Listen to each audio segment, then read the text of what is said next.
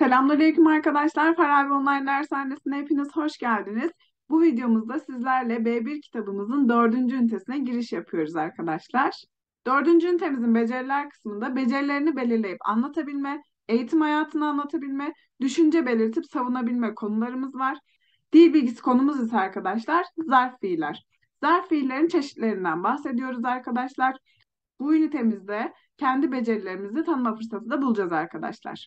4. ünitemizin A kısmı eğitim hayatı, öğrenme tarzları. Gitmek için, okuyabilmem için, bitirmek üzere, çıkmaktansa, gitmek için arkadaşlar, mekmak için gibi zarf fiil konularımızı işleyeceğiz arkadaşlar. Zorluklara rağmen, bilmesine rağmen çıksa bile. Lezzetli yemekler yapmak için yağı bol koymak lazım. Aslı'nın gelebilmesi için çok çalıştık ama uçak bileti bulamadık. Alışveriş yapmak üzere evden çıktı. Görüşmek üzere şeklinde arkadaşlar işleyeceğimiz dil bilgisi konularımız hakkında birkaç kavram verilmiş arkadaşlar.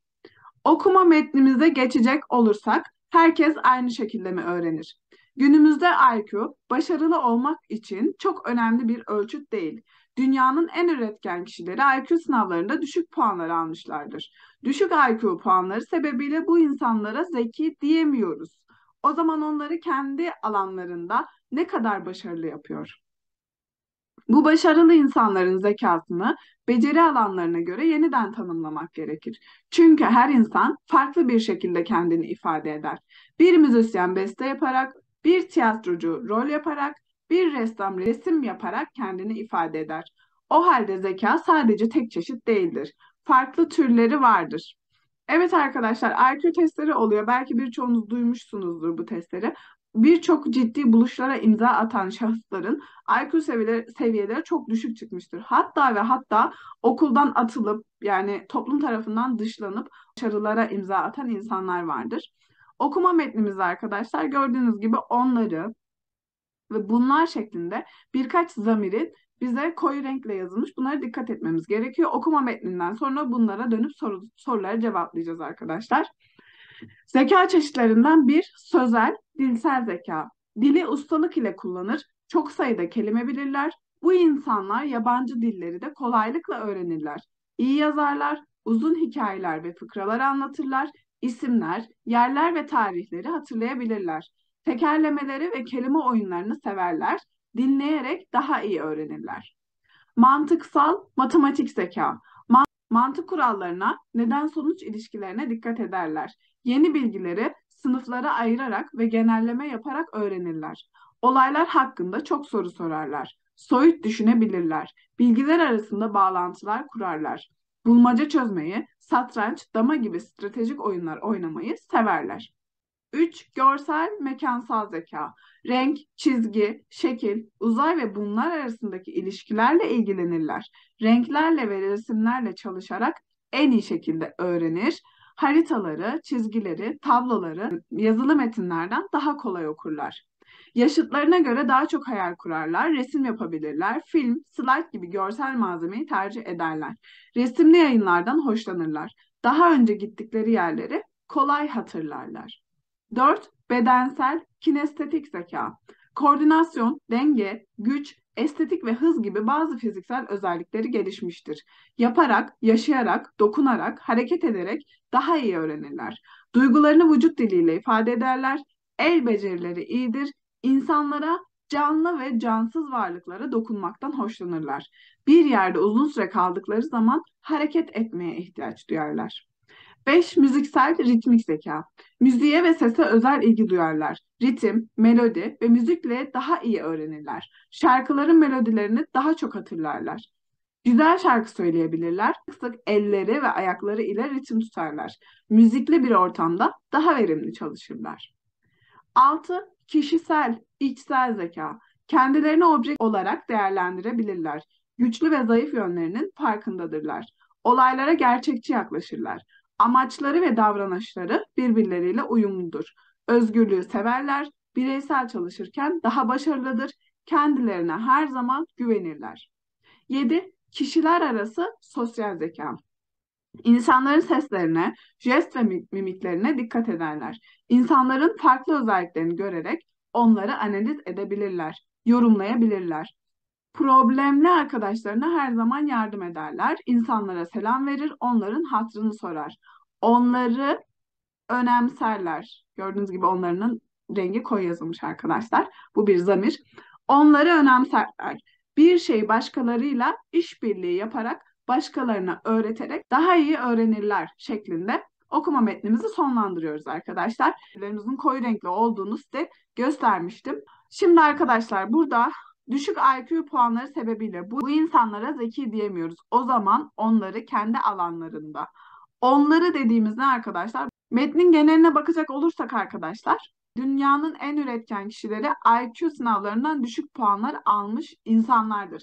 Metnin devamında IQ sınavından düşük puanlar almış insanlar hakkında bilgi veriliyor arkadaşlar. Burada onları zamiri IQ sınavından düşük puan almış kişileri işaret ediyor arkadaşlar. Daha sonra bunlar zamiri arkadaşlar. Renk, çizgi, şekil, uzay ve bunlar arasındaki ilişki. Bunlar dediğim zaman arkadaşlar renk, çizgi, şekil, uzay ve bunlar arasındaki ilişkiler, yani bunların birbirleri arasındaki ilişki.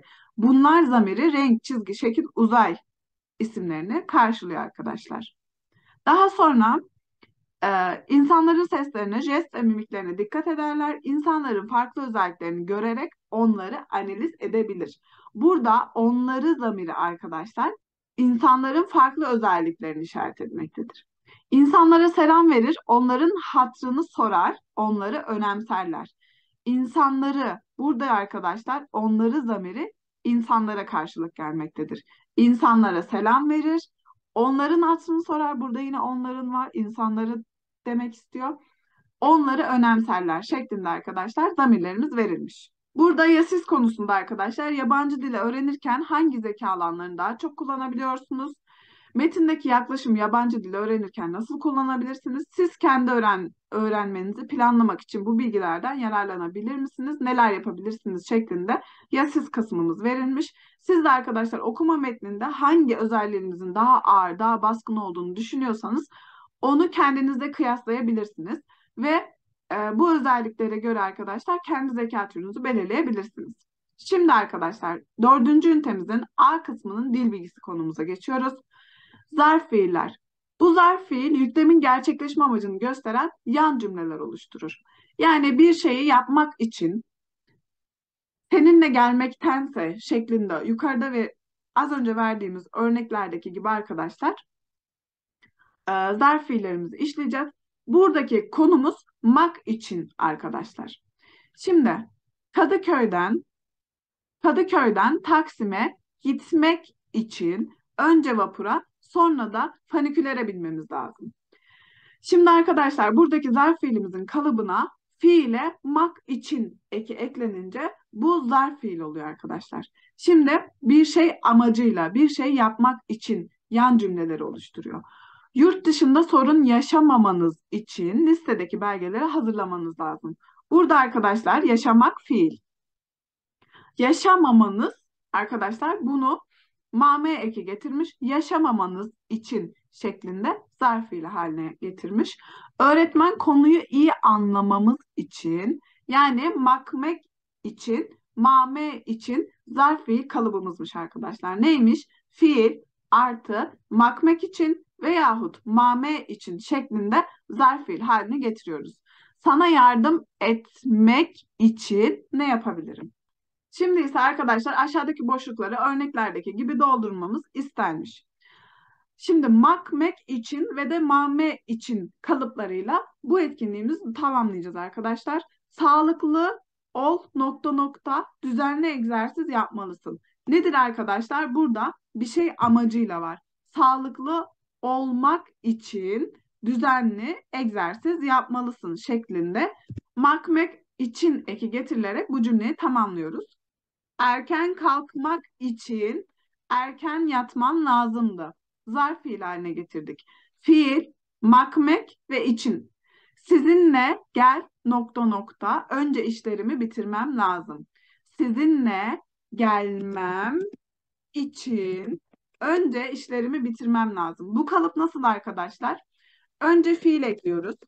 Fiil sonrasında ma ya da me, iyelik eki arkadaşlar ve devamında ise için getiriyoruz. Bu bizim kalıbımız oluyor. Burada da baktığımız zaman arkadaşlar hemen işaretliyorum. Sizinle gelme, mame eklerimden biri geldi.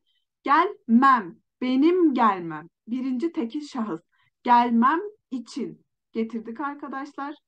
Gördüğünüz gibi şuradan hemen üzerine tıklayınca bu düzeliyor. Fiil, mame, iyelik, için şeklinde kalıbımız mevcut arkadaşlar. Herkesin toplan nokta nokta biraz daha bekleyelim. Herkesin toplanması için herkesin toplanması için biraz daha bekleyelim şeklinde tamamlıyoruz arkadaşlar. Okulda ye nokta nokta sana bir sandviç hazırladım. Okulda yemen için sana bir sandviç hazırladım. Okulda ye fiildir arkadaşlar. Mame ekimiz geldi. Yemen. Senin yemen için şahısımız sana bir sandviç hazırlayayım şeklinde zarf fiil haline getirdik arkadaşlar. Hasta ol nokta nokta her gün meyve ve sebze yiyorum.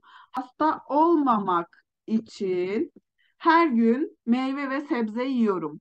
Senin üzül nokta nokta her şeyi yaparım. Senin üzülmemen için her şeyi yaparım şeklinde cümlelerimizi tamamlıyoruz arkadaşlar. Ve dil bilgisi konumuzda devam ediyoruz. Fiil, mak üzere kalıbımızı anlatacağız arkadaşlar. Bu zarf fiil mak için gibi yüklemin gerçekleşmesi amacını gösterir. Neydi arkadaşlar? Bir amaç için yani amacıyla. Ancak bu yapı gerçekleşmesi için kişinin kendisine bağlı olan fiiller için kullanılır. Mesela arkadaşlar yukarıda gördüğümüz dil bilgisi konumuzda sağlıklı olmak için spor yapıyorum. Mak ve için kalıbını görmüştük. Şimdi ise arkadaşlar mek ve üzere kavramlarını getireceğiz. Seninle görüşmek üzere Üsküdar'a geldim. Burada arkadaşlar öğrendiğimiz iki kalıbı karşılaştırmış. Sağlıklı olmak için spor yapıyorum. Bu doğru kullanılmış bir ifade. Sağlıklı olmak üzere spor yapıyorum. Yanlış arkadaşlar. Yani gerçekleşmesi kişinin kendisine bağlı olan fiiller için kullanılır. Şimdi ben seninle görüşmek istiyorum ve seninle görüşmek üzere Üsküdar'a gidiyorsam bu fiil benim elimde. Ben bunu isteyerek gerçekleştiriyorum. O yüzden burada kullanılan ifade doğru ifadedir arkadaşlar. Mesela işe gitmek için evden çıktı. Bu da doğru bir ifadedir. İşe gitmek üzere evden çıktı. Bu da doğru bir ifadedir arkadaşlar. Mek için ve mek üzere kalıpları doğru yerde kullanıldığı zaman ikisini de tercih edebilirsiniz. Şimdi ise arkadaşlar bu öğrendiğimiz kalıba kişi eki ekleyerek yapıyoruz. Bu zarf fiil yukarıdaki şekilde çekimlenerek isim cümlesi yapar. Eklendiği fiilin gerçekleşmesine çok az kaldığını belirtir. Çabuk ol, vapur kalkmak üzere. Kahvem bitmek üzere, birazdan gidebiliriz. Gördüğünüz gibi arkadaşlar bu yukarıda verdiğimiz mesela ben senin yanına gelmek üzere evden çıkıyorum dediğimiz zaman bu aşamalı yani ileride olacak bir konu. Fakat ya, çabuk ol, vapur kalkmak üzere. Hani çok az kaldığı, zamanı sıkışık olduğu anlamında kullanılır. Şimdi arkadaşlar bu konuda verilen örneklerimizi yapalım. Aşağıdaki boşlukları mak için ve mak üzere yapılarıyla dolduralım. Randevuma zamanında yetiş nokta nokta erkenden yola çıkacağım.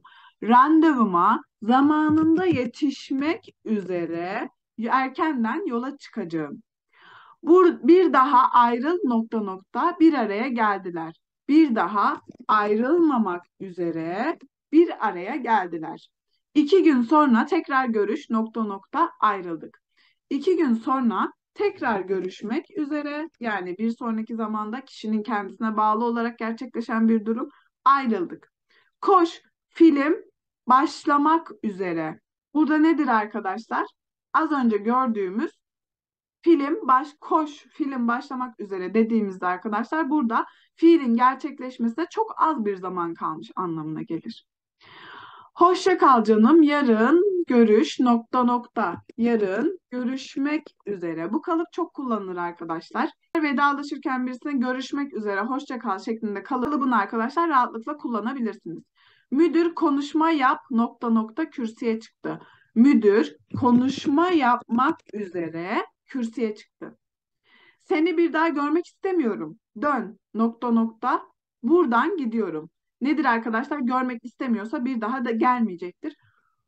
Dönmemek üzere buradan gidiyorum şeklinde tamamlayabiliriz. Acele etmezsek geç kalacağız. Ders başla nokta nokta. Ders başlamak üzere şeklinde tamamlayabiliriz arkadaşlar. Rezervasyon yaptır nokta nokta. Restoranı aradım ama kimse açmadı. Demek ki arkadaşlar olumsuz sonuçlanmış. Rezervasyon yapmak üzere restoranı aradım ama kimse açmadı. Ödeme yap nokta nokta sıraya girmeniz gerekiyor. Ödeme yapmak için sıraya girmeniz gerekiyor şeklinde bu hazırlık çalışmamızın sonuna geldik arkadaşlar. Evet, dördüncü ünitemizin A kısmı burada sonlanmış bulunuyor. Evet arkadaşlar, bu videomuzda sizlerle birlikte dördüncü ünitemizin A kısmını işlemiş bulunuyoruz. Bir sonraki videomuzda dördüncü ünitemizin B ve C kısımlarıyla karşınızda olacağız. Hepiniz kendinize dikkat edin. Allah'a emanet olun.